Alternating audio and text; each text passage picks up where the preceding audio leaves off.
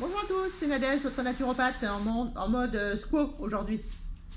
Alors, je voulais faire une vidéo qui j'espère ne sera pas trop longue parce qu'il y a une tonne de choses à dire.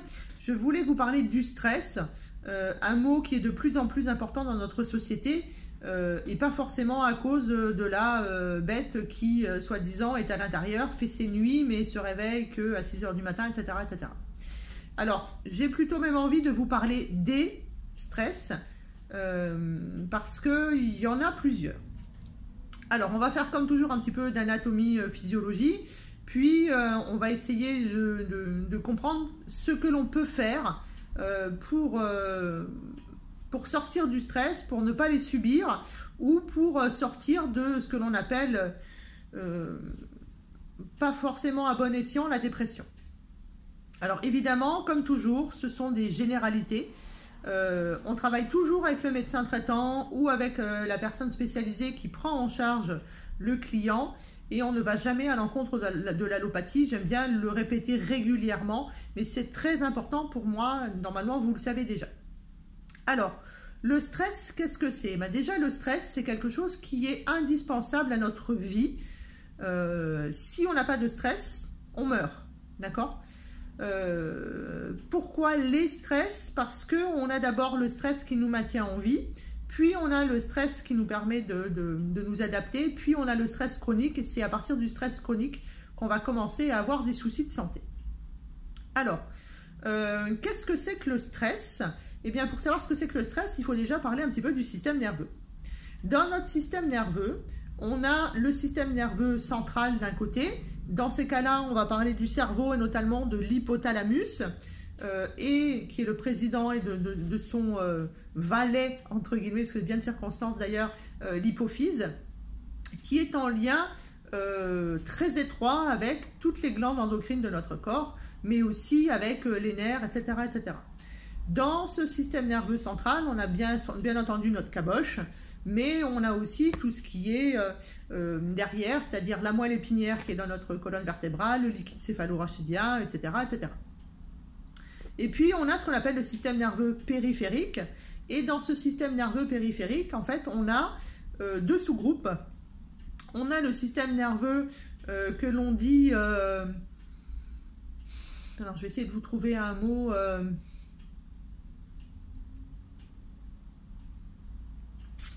un mot facile, bon, allez, peu importe. On va appeler ça comme ça s'appelle, c'est-à-dire le système nerveux qui s'occupe des motoneurones, c'est-à-dire que c'est le système nerveux qui va s'occuper des muscles, donc de tous les nerfs qui sont sur les muscles, qui vont nous permettre de faire, voilà, tous ces gestes-là, toutes ces contractions. Je suis en train de penser que je dois plier mon bras, donc je plie mon bras parce que l'information du neurone arrive sur le muscle. Ça forme une plaque qui s'appelle un motoneurone, c'est-à-dire la jonction entre guillemets, et le muscle va pouvoir se contracter et faire les mouvements que je veux. Ça dépend de ma volonté, normalement. Normalement, je ne contracte pas un muscle, sauf quand vous allez voir, on va avoir des soucis. Je ne contracte pas mon muscle si je ne l'ai pas décidé. En tout cas, je parle de ces muscles-là, d'accord? Et de l'autre côté, on a ce qu'on appelle le système végétatif, que l'on appelle aussi système nerveux autonome, par exemple, c'est-à-dire c'est le système nerveux sur lequel on ne va pas avoir d'action. C'est-à-dire là, je ne suis pas en train de penser à dire à mon intestin, allez, il faut que tu fasses avancer le superbe plat que j'ai mangé à midi. Je ne suis pas en train de dire, allez, mon cœur, il faut que tu battes. Je ne suis pas en train de dire à mes poumons, bon les gars, il faut contracter les alvéoles, etc. Donc, c'est le système nerveux autonome, donc en dehors de notre volonté, qui va se subdiviser en deux groupes, le système nerveux sympathique, vous avez certainement entendu parler déjà de celui-là, et le système nerveux parasympathique. Donc le système nerveux sympathique, c'est celui qui va accélérer tout ce qui se passe dans le corps. C'est celui qui va être mis en jeu, notamment dans les stress. Et de l'autre côté, on a le système nerveux parasympathique. Pourquoi on l'appelle parasympathique? C'est juste pour dire qu'il peut parer, entre guillemets, qu'il peut avoir une action sur le sympathique. Et le parasympathique, c'est plutôt le système nerveux qu'il va falloir qu'on développe dans nos contrées, qui est celui plutôt de la zénitude, le ralentissement, les bonnes hormones, etc., etc. C'est celui qui prend énormément de soin de nous. Mais le système nerveux sympathique, on en a besoin parce que c'est lui qui va gérer ce que les anciens appelaient le bon stress. Voilà. Je ne sais pas si on peut dire bon stress ou mauvais stress, mais en tout cas le stress qui nous tient en vie, c'est-à-dire le fameux stress dit aigu, qui est le stress qui va faire sécréter de l'adrénaline. Cette adrénaline, elle est sécrétée par deux endroits, les médullos surrénales bien sûr, mais aussi par le biais des neurotransmetteurs, des acides aminés. Et juste pour la petite histoire, on retrouve de la noradrénaline et de l'adrénaline quand on va manger un acide aminé qui s'appelle la phénylalanine, qui va vous savez, c'est de nouveau les différentes cascades, hein. Ça c'est juste pour savoir que lorsqu'on mange des protéines qui vont se diviser en acides aminés, on est capable de fabriquer des neurotransmetteurs qu'on appelle des catécholamines aussi, si jamais vous lisez plusieurs livres. Donc je prends de la phénylalanine, ça va me donner un acide aminé qu'on appelle la tyrosine, qui va donner de la L-dopamine, qui va donner de la dopamine, qui va donner de la noradrénaline et qui va donner de l'adrénaline. Ça, c'est une méthode pour avoir de l'adrénaline, donc en mangeant. Mais on a aussi de l'adrénaline qui est fabriquée par les médullos surrénales, c'est-à-dire par la partie centrale des glandes surrénales qui sont juste au-dessus des reins et qui font partie donc des glandes endocrines. Ce stress aigu, c'est le stress qui nous permet d'être en vie, c'est donc le stress de survie, c'est le fameux fight and flight, c'est-à-dire je me bats ou je fuis. C'est celui qui va vous faire, par exemple, appuyer sur la pédale de frein parce que vous avez quelqu'un qui traverse devant ou quelqu'un qui vous a fait une queue de poisson. C'est celui qui vous permet, par exemple, de donner un coup de volant plutôt que de vous taper un arbre. C'est celui qui, en tout cas, je raconte toujours cette histoire à mes étudiants, vous êtes au milieu de la jungle, il y a le lion qui arrive, et bien pour éviter que le lion vous mange, votre corps va sécréter de l'adrénaline à forte dose, ce qui fait que vous allez pouvoir courir comme un dératé, comme peut-être vous ne l'avez jamais fait, pour être sûr que le lion ne vous mange pas. Ça veut donc dire que on voit déjà que ce stress aigu, eh bien, il est indispensable à la vie, c'est pour ça qu'on l'appelle le stress de survie. Et on voit aussi déjà un petit peu ce qui va induire, c'est-à-dire le cœur va battre plus vite, il va y avoir de la bronchodilatation, c'est-à-dire que les poumons vont se dilater pour qu'on respire plus vite. Les pupilles vont se dilater également pour qu'on puisse bien voir, etc., etc. Par contre, en contrepartie, puisque mon but c'est la survie, eh bien, il y a des endroits dans mon corps qui vont avoir moins de vascularisation. Ça s'appelle le stress aigu. Ce stress aigu, puisque vous avez, prenez vraiment cette image de courir dans la jungle, c'est pas, mais plutôt au milieu du désert ou je sais pas où, enfin bon, faites comme vous voulez. Vous courez parce qu'il y a un animal qui vous court après, ou alors parce qu'on regarde des films et qu'on se dit, mon Dieu, il y a un tueur qui est là derrière. Eh bien, on doit courir très, très, très, très vite. Qu'est-ce qui va se passer? On va avoir besoin d'énergie aussi, d'accord? Donc, on va avoir besoin de sucre. On va donc avoir le pancréas qui va sécréter de l'insuline pour gérer le taux de sucre pour pas qu'il monte trop haut. On va avoir le foie qui va sortir ses réserves de sucre que l'on appelle, vous vous souvenez, je vous ai dit dans le diabète, du glycogène. Donc, on va faire de la glycogénèse.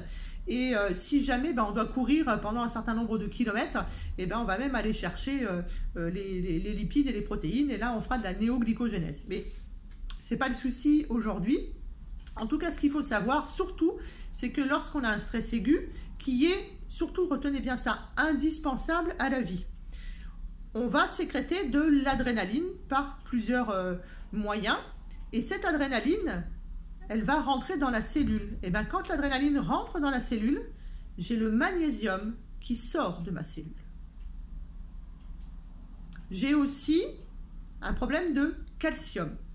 Je vais donc avoir du calcium qui va se balader dans le sang. Et j'ai même aussi un problème de potassium. C'est-à-dire que quand l'adrénaline, elle arrive dans la cellule, elle rentre, elle prend tellement de place qu'elle vire tout le monde. Et donc, on va commencer à avoir un problème d'homéostasie, c'est-à-dire un problème d'équilibre, parce que dans ma cellule, je vais avoir de l'adrénaline, et la demi-vie, entre guillemets, de l'adrénaline, c'est 3 à 4 minutes en général. Mais en attendant, elle aura foutu dehors de la cellule le magnésium, le calcium, le potassium. Et donc, du coup, entre l'intracellulaire, donc dans la cellule, et l'extracellulaire, eh ben, ça va être le déséquilibre, ça va être un petit peu le bordel. C'est pour ça qu'on ne se sent pas très bien après un stress. D'accord ? Un autre exemple, ça peut être par exemple, vous vous êtes levé en retard et vous devez attraper le bus. Donc, vous allez mettre en route un stress aigu qui va sécréter de l'adrénaline. Vous allez rattraper votre bus, vous asseoir dans le bus et là, ça va s'arrêter. D'accord ? Le cœur, il va palpiter encore un peu, puis il va s'arrêter. Et puis, hop, ça s'arrête. Tout revient à la normale. Mais pour que tout revienne à la normale, il va falloir que le corps il fasse plein d'actions derrière. C'est-à-dire qu'il refasse des réserves de sucre. Donc, très souvent, après un stress aigu, on a faim. Ça veut dire qu'il va falloir qu'il refasse l'équilibre entre sodium, potassium, calcium, magnésium, etc. etc. Voilà. Ça, c'est le stress aigu, le stress qui est nécessaire à notre survie. Si maintenant, vous faites des stress aigus tous les jours, on va être obligé, et c'est la clé de voûte de la réussite à la gestion du stress, de mettre en place ce qu'on appelle l'adaptation. Et dans ces cas-là, le stress va être le stress d'adaptation. Prenons un exemple type de journée. Sans sexisme, bien sûr. Je vais vous parler de ce que je connais le plus facilement, c'est-à-dire la gestion d'une journée par une mère de famille. Vous vous levez le matin avec un réveil. Premier stress aigu. Deuxièmement, il va falloir gérer la douche, les enfants, les habiller, je trouve pas ma chaussette, on est en retard, on se dépêche, mais j'aime pas le petit déjeuner, et je regarde l'heure tout le temps, et je regarde l'heure, et je regarde l'heure, et puis voilà, tout ça c'est un stress.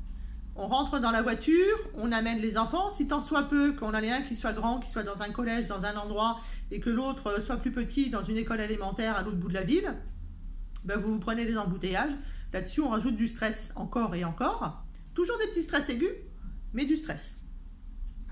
Là-dessus, vous arrivez enfin au travail en ayant regardé l'heure 50 millions de fois. Vous avez déjà un bureau qui est rempli de paperasse, vous avez plein de choses à faire. Et le chef arrive très gentil en disant « Tiens, Nadège, je veux ce dossier pour avant-hier. » Et là, vous vous rajoutez un stress. Donc du coup, vous vous dites « Je vais prendre sur ma pause repas pour pouvoir réussir à faire le job, pour pas être en retard, pour pouvoir aller chercher les enfants à l'école. » Et puis vous faites votre journée, vous mangez beaucoup moins, vous ne voulez pas perdre de temps, vous êtes perfectionniste, vous allez faire les meilleurs des jobs. Et puis à 4h30, il faut aller chercher les enfants, donc vous vous dépêchez. Et pareil, de nouveau, les embouteillages, on se dépêche. D'un côté, de l'autre côté, est-ce que tu vas louper le bus, est-ce qu'on va y arriver, etc. etc. On rentre à la maison, et il faut réfléchir à ce qu'on va faire à manger. Est-ce qu'on fait la douche d'abord, est-ce qu'on fait le goûter, est-ce qu'on fait d'abord les devoirs? Tout ça, du stress. On essaye de courir un peu pour mettre le repas en route, faire la lessive, etc., etc. Enfin voilà, vous voyez bien. Et tout ça, c'est du stress. On commence à se poser quelques minutes au moment où les enfants sont couchés. Et où est-ce qu'on se pose? On se pose devant la télé, devant les informations, BFM TV, machin, etc.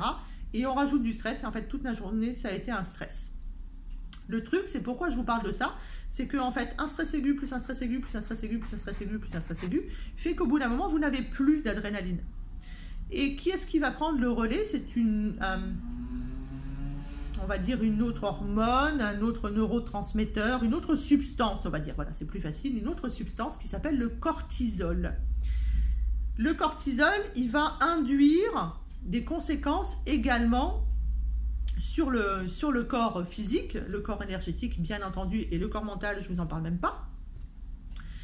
Surtout le cortisol, en fait, il va nous permettre donc de nous adapter et de faire ce qu'on a fait pendant toute cette journée, c'est-à-dire de toujours essayer de courir après le temps, de ménager la chèvre et le chou. On s'adapte, d'accord? Il y a du stress, il est là, mais je m'adapte en permanence.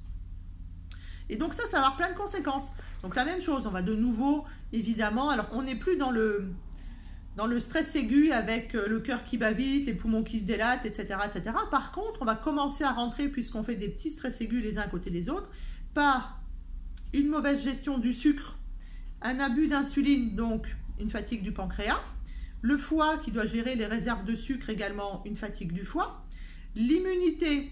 L'immunité, vous vous souvenez, 80% se trouve dans notre premier cerveau qui est ici. Eh bien, quand on est dans le stress à fond, cette partie-là est quasiment pas irriguée, ce qui fait que l'immunité, elle prend dans la tête. Le cortisol fait nécessairement, physiologiquement, baisser l'immunité, donc vous avez des troubles de l'immunité. Vous allez surtout avoir des déséquilibres entre ce qu'on appelle TH1, TH2 et les T-règles, c'est-à-dire les lymphocytes. Donc cette immunité plutôt acquise, pour ça je vous dis retournez voir les vidéos sur l'immunité. Donc on va avoir des gestions très importantes qui vont induire des maux très importants parce qu'il faut qu'on s'adapte. Mais je suis d'accord avec vous, il y a des stress, on ne peut pas les enlever. Par contre, est-ce qu'il y en a qu'on s'impose et qu'on ne devrait pas enlever? Ça, c'est la question. Et puis, dans notre société, on a de plus en plus de stress. Et là-dessus, on va rajouter, même si c'est un événement heureux, comme un mariage, comme l'achat d'une maison, comme l'arrivée d'un bébé, etc., eh bien, ça induit du stress. Là-dessus, vous rajoutez des événements moins heureux, vous rajoutez l'actualité et vous êtes complètement en stress chronique en permanence. Et là, on va arriver justement, j'ai lâché le mot avant, dans ce qu'on appelle le stress chronique. Et ce stress chronique, en fait, moi je suis fan de Hans Selye, ça s'écrit S-E-L-Y-E. C'est la personne qui a vraiment très bien, alors c'est déjà elle qui a utilisé le mot stress en premier, mais c'est quelqu'un qui a énormément étudié le stress et normalement, en plus, toutes les hormones, tous les neurotransmetteurs, toutes les conséquences en fait du stress.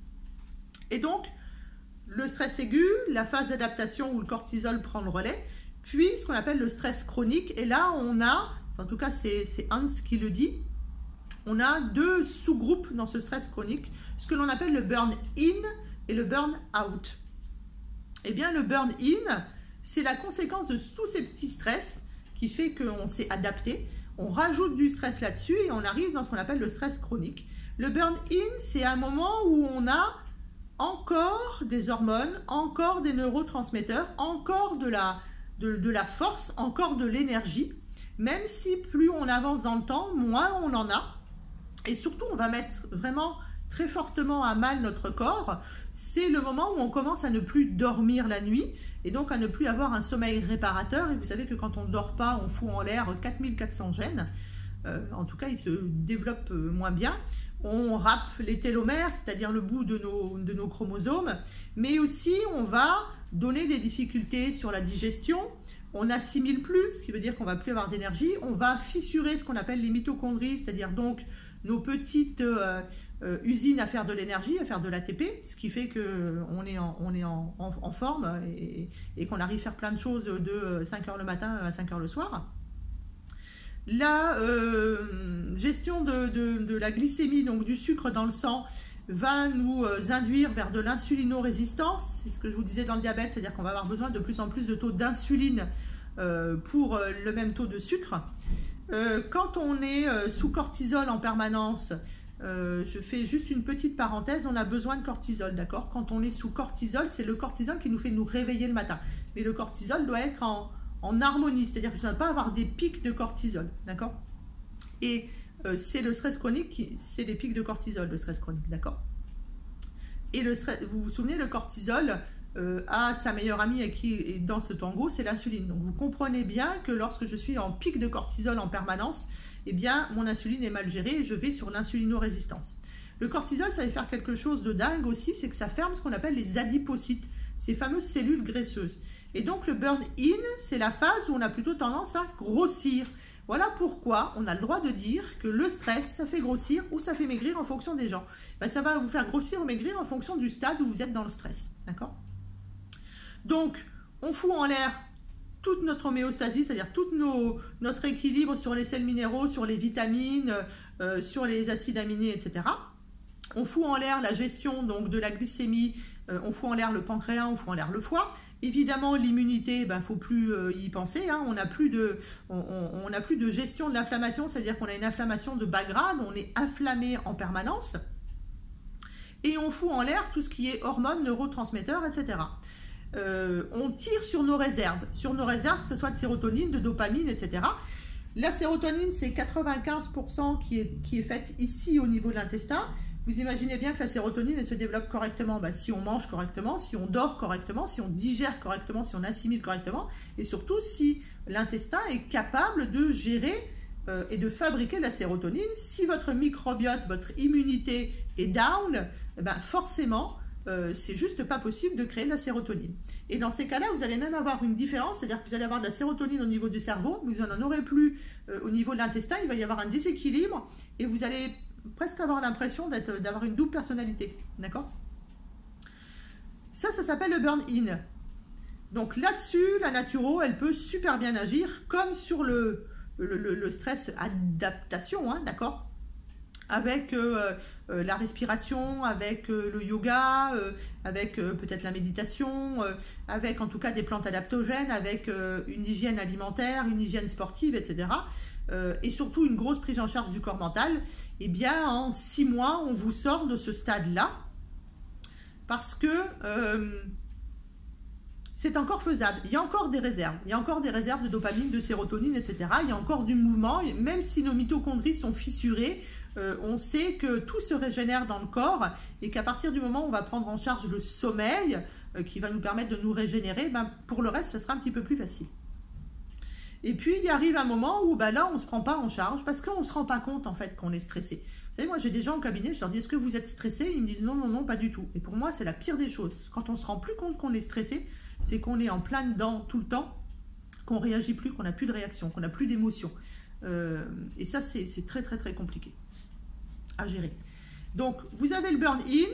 Effectivement, vous n'êtes pas en grande forme, vous ne dormez plus, vous ruminez plus, vous prenez du poids, vous avez des ballonnements, des douleurs, une mauvaise gestion. Alors pour les femmes, par exemple, vous avez du SPM, c'est-à-dire du syndrome prémenstruel, mauvaise gestion des hormones, la peau qui ne va pas bien, des taches qui commencent à arriver, de l'acidité, hein, parce que ça c'est un gros signe lié au stress, quel que soit le stress, c'est l'acidité. Je vous ai dit, hein, on n'a plus d'équilibre entre l'intra et l'extracellulaire, il y a des fuites de minéraux, etc. Donc on a beaucoup d'acidité. Par exemple, les gencives qui saignent, hein, ça c'est un signe d'acidité. Les cernes sous les yeux, alors moi j'en ai parce que je ne dors pas beaucoup puis que je commence à avoir 50 ans, mais les cernes sous les yeux sont très noires, ça c'est un gros signe d'acidité aussi. On peut rajouter les cheveux fins, la perte des cheveux, les ongles qui se cassent, qui ne sont pas forts, qui sont marqués en fait, hein, qui sont plus lisses du tout, etc. Enfin voilà, on peut rajouter plein de choses. C'est une grosse sécheresse de la peau aussi, etc., etc. L'acidité, on en a déjà parlé également.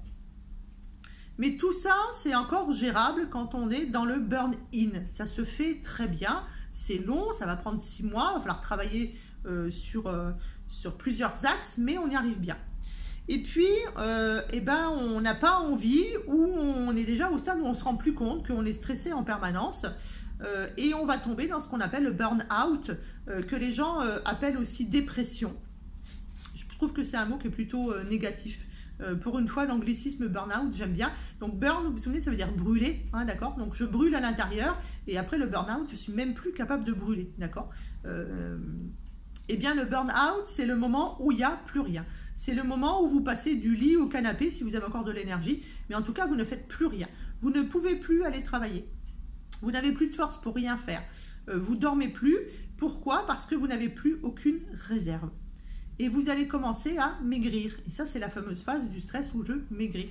Vous n'avez plus de sérotonine. Si vous n'avez plus de sérotonine, vous n'avez plus l'hormone qui va avec, qui s'appelle la mélatonine. Vous vous souvenez, je me lève le matin, grâce au cortisol, mais grâce à la sérotonine. Puis la sérotonine, à partir de 17 h, commence à descendre. En tout cas, elle suit un peu le rythme du soleil. Et puisque la sérotonine descend, la mélatonine va prendre le relais, et surtout sa copine, la valentonine, qui est vraiment l'hormone du sommeil. Si j'ai pas de sérotonine, j'ai pas de mélatonine, donc pas de valentonine, donc je ne dors pas. D'accord? Donc vous n'avez plus le sommeil qui récupère. Donc plus de sérotonine, plus de dopamine, ça veut dire donc plus de mouvement. C'est ce qui fait que vous faites la larve en fait entre le canapé et le lit, pardon. Mais vous n'avez plus non plus de cortisol. Fini les réserves de cortisol, d'accord? Vous ne mangez plus, vous n'avez plus faim, vous n'avez plus envie de rien. Vous n'avez même plus d'émotion en fait. Vous êtes dégoûté de la vie, ok? Le moment où on passe au suicide, c'est plutôt le moment où on est en burn-in, où on est encore capable d'avoir des émotions, où on est encore capable de faire du mouvement, de faire des actions. En burn-out, c'est terminé, on ne fait plus rien, d'accord? Donc dans le burn-out, qui est le stade extrême, c'est souvent le stade où on est sous antidépresseurs, d'accord? Parce que c'est bien plus facile en fait de gérer ça avec des antidépresseurs ou recapture de la sérotonine en général. Eh bien ce stade-là, il va être long, il va être compliqué, mais les naturopathes peuvent vous aider aussi, d'accord? Ce sera toujours une action pluridisciplinaire, on est d'accord, hein, toujours en gérant l'axe digestif, corps physique, corps mental, corps énergétique, etc. Mais on peut encore faire quelque chose. Par contre, la seule chose qu'il faut savoir, c'est quand on est arrivé à ce stade-là, on n'est pas arrivé en 3 jours, on est arrivé à une période qui est longue, et bien pour récupérer, ça va être long. Voilà. Mais on peut faire quelque chose, d'accord? Donc, les stress existent. Le stress aigu est indispensable à la vie. La clé de voûte, c'est l'adaptation. Par contre, si on n'ôte pas certains stress, c'est-à-dire si consciemment on ne se dit pas ce stress-là, il faut que je me l'enlève, il faut que je le vois différemment, il faut que je fasse ce que les gens appellent Ho'oponopono, ou la pensée positive, ou etc., etc., se décharger un petit peu, eh bien, la phase d'adaptation va devenir du stress chronique et on va rentrer dans le burn-in, voire dans le burn-out. Voilà. Voilà ce que je voulais vous dire sur les stress. En tout cas, ce que je veux que vous entendiez, c'est qu'il y a plein de choses qui sont gratuites, que l'on peut mettre en place et que vous pouvez vous-même mettre en place, hein, si vous êtes des grands chercheurs sur Internet. Il y a plein de vidéos sur YouTube, entre autres, mais sur ailleurs. Hein, je ne suis pas du tout payée par YouTube, donc vous faites comme vous voulez. Mais pour prendre soin de vous, de votre corps mental, du président qui s'appelle l'hypothalamus, mais surtout de notre premier cerveau qui est là, d'accord? Bien sûr, ça passe par l'alimentation. Prenez soin de votre immunité. Vous imaginez bien, quand on est en burn-out, on n'a plus du tout d'immunité, ça veut dire qu'on chope tout ce qui se passe, hein, d'accord? Voilà. Il faut bien manger. Il faut surtout, alors ça c'est de manière impérative, respirer, bien dormir, sortir, s'aérer la tête, se faire plaisir. Ça c'est une obligation. Et le truc où vous ne ferez jamais d'erreur, c'est prendre du magnésium de bonne qualité. Pour ça, vous avez bien compris, vous avez déjà vu la vidéo, il faut que ce soit une 3e génération, il faut qu'il y ait des vitamines B, il faut qu'il y ait de la taurine, d'accord? Et ça, c'est mon école de health pratiqueur qui me l'a appris. On essaye de prendre le totum du magnésium, c'est-à-dire qu'on va prendre du plasma marin de Quinton, et là, vous vous souvenez, on fait attention, hein, on ne prend pas n'importe quel plasma marin, parce que ceux qui ont été chauffés, en fait, il n'y a plus rien à l'intérieur. Et on prend du magnésium de 3e génération en même temps. Et là, on a le totum du magnésium, et on va vraiment avoir du magnésium qui va rentrer dans la cellule, parce que si vous avez bien suivi, l'adrénaline, elle pousse le magnésium à l'extérieur de la cellule. Et c'est parce que le magnésium va rentrer dans la cellule que vous allez commencer à vous sentir mieux, d'accord? Ça ne suffira pas, bien entendu, pour le burn-out, on est d'accord, même pour le burn-in, hein, ok? Pour le burn-in, il faudra mettre plein de choses. Mais si en tout cas, vous prenez soin de votre sommeil, ça veut dire que vous allez vous coucher avant minuit, que vous dormez dans un endroit qui est frais, qu'il n'y a pas de lumière, il n'y a pas de télé, par exemple, hein, d'accord? N'oubliez pas, les écrans bleus, c'est affreux pour le sommeil. Je vous conseille de retourner voir la vidéo sur le sommeil. Que vous faites de l'activité physique, ça veut dire pas faire du sport, de l'activité physique, donc de la marche, etc. Que vous prenez du temps pour respirer, très important. Vous vous souvenez, au tout début de la vidéo, je vous ai parlé du système parasympathique qui diminue le feu du sympathique. Et bien, quand vous faites des exercices de respiration, et là, je vous conseille aussi de retourner voir la vidéo qui s'appelle 2 trucs gratuits, et bien, vous allez mettre en route ce fameux parasympathique et sécréter ces bonnes hormones dont on a besoin et dont on commence à ne plus avoir, notamment quand on est en burn-in, c'est-à-dire la sérotonine, la DHEA, donc l'hormone anti-vieillissement, mais aussi toutes ces autres hormones, les endorphines et tout ça, qui sont très importantes pour être en équilibre sur notre système nerveux. Donc, vous faites tout ça, vous mangez bien, en plus vous allez voir un thérapeute qui a l'habitude de ça, et vous gérez ensemble, que ça soit peut-être avec une collègue acupuncteur qui va redonner de l'énergie pour avoir ce sentiment et donner de la force à la personne, peut-être avec une sophrologue, peut-être avec quelqu'un qui fait de l'hypnose, peut-être tout simplement un truc super génial qui s'appelle le massage. Vous savez que le massage, ça vous met forcément en parasympathique. Ça peut être la réflexologie plantaire. Voilà, la réflexologie plantaire, c'est super génial. Il y a plein de points sur le pied qui peuvent vous aider à descendre le stress et à remonter surtout les bonnes hormones. Et puis voilà, peut-être qu'il faudra prendre des oméga 3 par exemple pour lutter contre l'inflammation de bas grade. Peut-être qu'il faudra prendre des plantes adaptogènes. Peut-être qu'il faudra faire autre chose, je ne sais pas. En tout cas, travailler peut-être avec un psychologue et tout ça. Enfin, en tout cas, il y a plein de choses à faire. Et c'est pas parce que vous êtes en burn-out ou en burn-in qu'on peut nous rien faire. On est là pour vous aider. Et je pense notamment maintenant, encore plus avec tout ce qui se passe depuis un an. Venez nous voir, les naturopathes, on est là pour vous aider. On a plein de solutions, je vous rappelle, on a une boîte à outils où on a au moins 10 outils à l'intérieur et on peut vous faire du bien et toujours dans un seul but, votre bien-être. Et c'est le bien-être, d'accord? Le bien vivre, d'accord? Prenez soin de vous, venez nous rencontrer. Le stress, c'est pas une fatalité. On a besoin de cortisol, on a besoin d'adrénaline, on a besoin de stress aigu, mais il ne faut pas se laisser déborder, ok? À bientôt, prenez soin de vous.